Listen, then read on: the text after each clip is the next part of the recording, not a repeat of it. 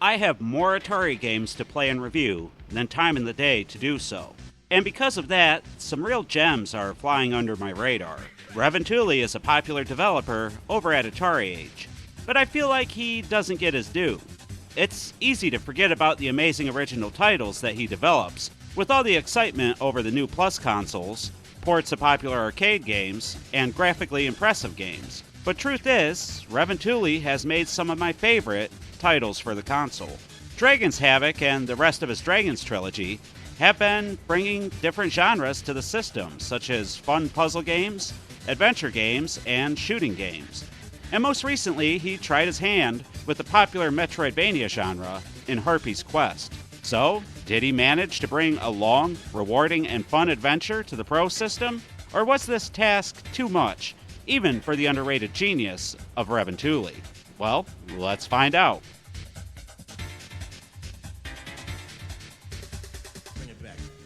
Harpy's Curse was originally released during PRG 2023 and hit the AtariAge store that winter.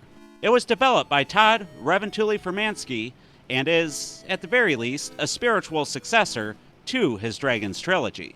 It appears to be set in the same world, and it's kinda cool to have this expansive series of games reaching into many different genres that are all tied together. It gives me vibes of Alien Brigade and Planet Smashers, except that these games tie together in a much more cohesive way than the sorry attempt that Atari did prior. In Harpy's Curse, you take control of the Harpy, who was one of the more difficult enemies found in Revontuli's previous games.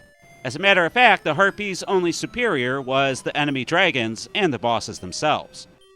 When you power on your console, whether you're using a CRT and an original 7800, a Plus line console, or the Atari VCS, you'll be greeted with the menu and a pretty cool track screen, showing a menacingly large Harpy and a rhyme about mirrors and curses. It's enough to get you intrigued with the world, and I was personally excited to get started. The previously mentioned menu doesn't offer much in options or things to do upon your initial boot up, so most players will want to dive right in. I mean, you can toggle music on or off, but you're gonna want to leave that on. You can fiddle with controls too, but they should be fine as is. Anyway, you start your adventure and will immediately notice that hitting the left button allows you to hover in a manner not so different from Joust. I mean, it's different, but it's also familiar. Pressing the other button while in the air will send you into a dive with the trajectory being downward in the direction that you are facing. This is your attack, and it will take some practice to master. Now, as you would expect for a Metroidvania, you will unlock other attacks, power-ups, and items. But, even with that considered, your primary attack will be this dive, especially in the beginning. And with that, you're free to venture left or right and see what all you can uncover. The graphics, while good-looking, aren't the most impressive thing I've seen on the 7800. But with that said, there is a good variety in enemies, areas, room layouts, and scenery. You'll definitely notice a lot of the same features being reused, but it's done well enough to give each new area an exciting feel and make them somewhat distinct from one another. Now, the enemies will also feel familiar if you've played any of Revontuli's previous games, but they manage not to feel stale, thanks to the wise decision of giving some enemies more attacks and different flight patterns as you progress. Overall, the visuals are nice, but not groundbreaking. Outside of the intro, which I did think was well done and pretty good looking, the rest of the game will probably just get a pass rather than the oohs and ahs of admiration that other games get. But the sound, on the other hand, the sound is where this game bucks the trend of the Atari 7800 making people's ears bleed. I really like the music employed, and again, it's probably not groundbreaking, but it's actually quite familiar if you've played Revontuli's other games.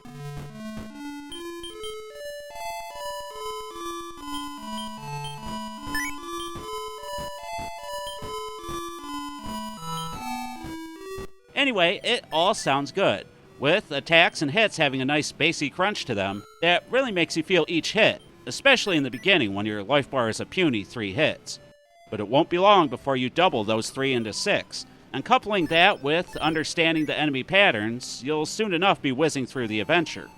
It's fun exploring bodies of water, flying through vast open spaces, and carefully gliding through doorways and corridors, all while trying to find the items, health upgrades, and bosses that the game includes.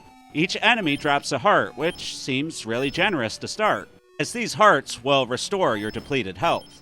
But unfortunately, it won't be long before you find yourself running in circles.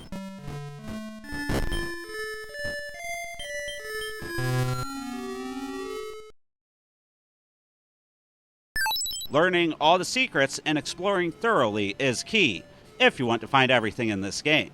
The items and health pickups are rewarding to find, and are really nice additions to your arsenal and kit. You can get a major damage increase, an upward attack that launches you until you hit something, and a straight attack that is much safer against most of the enemies. When you locate the mirrors throughout the dungeon, you'll want to touch them in order to be teleported into a boss battle. And these boss battles are hit or miss, if I'm honest. You'll end up fighting 4 dragons to acquire flames and encounter a 5th final boss. And I really like the battles where water wasn't involved. The dragon that flies between 3 platforms was really well done, and that victory felt earned. But the other bosses, well, they didn't feel as good.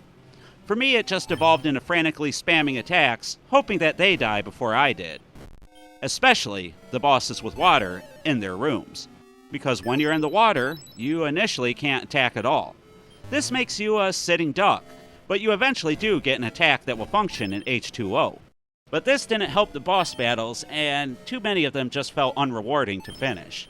They're a mixed bag to be sure, and I really feel like the rooms were just too cramped for these boss battles to work the way Revontuli wanted. Anyway, you collect items, defeat bosses, gather keys, and increase your strength, all the while searching a pretty large game world. Sounds like a good Metroidvania to me. And Harpy's Curse does more right than wrong. With that said, I want to get into something that could be considered a spoiler. So if you want to play this adventure and keep some of the exploration and some of the secrets to yourself, then click ahead to the time link in the video right now. That'll take you to a spoiler-free breakdown and the score that I'm going to give the game. Alright, are you still here? That must mean that you want to hear what I have to say. If not, then come on, shoo, the timestamp's on the screen. Okay, anyway, I played for just under 2 hours before beating the game. During my adventure, I did stumble into a black shadow dragon that passed its curse onto me when I defeated it. Now, the boss was hidden enough that it felt really rewarding to discover him, but I wasn't sure what he did to me initially. My Harpy was now black instead of green, but it didn't feel or play any different that I could tell. I continued on and completed the game as I said before. It took about 2 hours, which didn't feel bad for a game on the 7800, a console with notoriously short adventure games. But something was a little off. Things didn't feel like they were ending.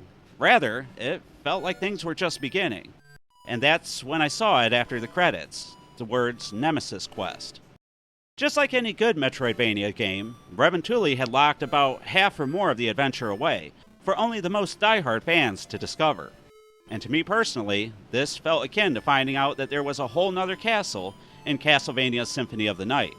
Except better, because this wasn't a rehash of what I played. It wasn't an upside-down version of the game I just spent 2 hours completing. No, this was a truly new and unique experience that is going to kick your butt. Over and over again. I was gonna say that Harpy's Curse was entirely too easy. Boy, was I in for a rude awakening. This game is only easy if you want it to be. If you want to just fly through it, beat the 4 bosses, and be done with it. But if you really want to dive into it, well, you're gonna find out just how difficult things get. It will hit you with 1,000 spikes, spit fireballs in your face all while laughing at you, and drown you in bodies of water. It takes away your health and your attacks and makes you start all over, weak, scared, and afraid in a horribly difficult dungeon. Nemesis Quest is not for the weak of heart, but I loved every second of it.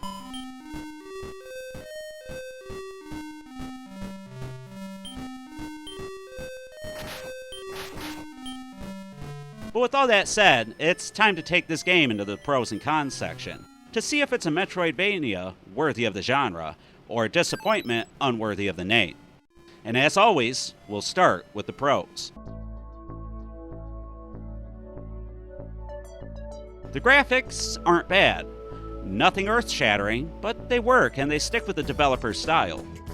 But the sound is excellent, especially for the console that this game is released on. Harpy's Curse is a lengthy adventure, and you can get quite a bit out of it if you search throughout the world. I also enjoyed the intro and the ending scenes. They were definitely graphical highlights, and they were just fun to watch. The use of passwords is also great too. Some people might say they're a bit on the long side, but trust me, it's needed to keep track of all of your keys, items, and where you are. Personally, I love the upgrades and the discovery in Harpy's Curse, and there's even a few boss battles that were pretty good. Not to mention the whole Redacted. Man, that Redacted was really great, and die-hard fans will really love it, especially lovers of Metroidvania. But now we're into the cons, and unfortunately, this game is not perfect. It's easy to go in circles and get lost. You'll want to use the included map, but even with it, you'll get turned around quite frequently. And the majority of the boss battles are a letdown if I'm honest. As I said, a few stellar ones, but most of them aren't great. The boss battles are taking place in rooms that are too cramped, and they just feel cheap and unrewarding to fight and get through. The controls and the primary attack won't be for everybody either, but I think most people will be able to get used to it and actually enjoy it. So with the pros and cons weighed and the scores tallied, let's behold the score I gave and move into the finale. 4 pro lines out of 5 is a great score to receive, for the Harpy's Curse is sure to take its hold and never let you leave. What the heck was that? Anyway, this game gets 4 pro lines out of 5. It's great. And I think Metroidvania fans and Atari 7800 fans wanting a lengthy adventure will be quite pleased with Harpy's Curse. It's flawed, but that really didn't make it any less fun to play. Man, I wish I hadn't let this game sit on the shelf for as long as it did before I gave it a try. It was really worth the 5 or 6 hours I've put into it so far, and I can't wait to finish the Redacted. But anyway, you've listened to what I have to say and watched my review. Now I want to hear from all of you. Have you played Harpy's Curse? Do you agree with my thoughts and score on the game? Or did I overlook something major about it? If you don't already have it, will you pick it up now that you've sat through my video? Why or why not? Let me know about all this and whatever else you have to say in the comments down below. And please, leave a like if you've enjoyed this video, and subscribe if you haven't already. Chances are, if you've made it this far, then you'll like my other videos. Like this one, on my thoughts about what the 2600 Plus Pac-Man Edition means for Atari fans moving forward. Or this review of Rampage on the Atari Lynx. Alright guys, enough self-promotion. Let's promote Vinny's channel instead. Check out this great video he did on Tiger Heli. The lucky dog, he got it, and well, I'm still waiting on mine from Amazon. Alright, anyway, enough of promotions, let's wrap up the video. I've been the 7800 Pro Gamer, a man who can't figure out how to get out of this labyrinth called the Atari Network. But I'd still like to thank you all for watching. And as always, remember to stay classy, Atarians.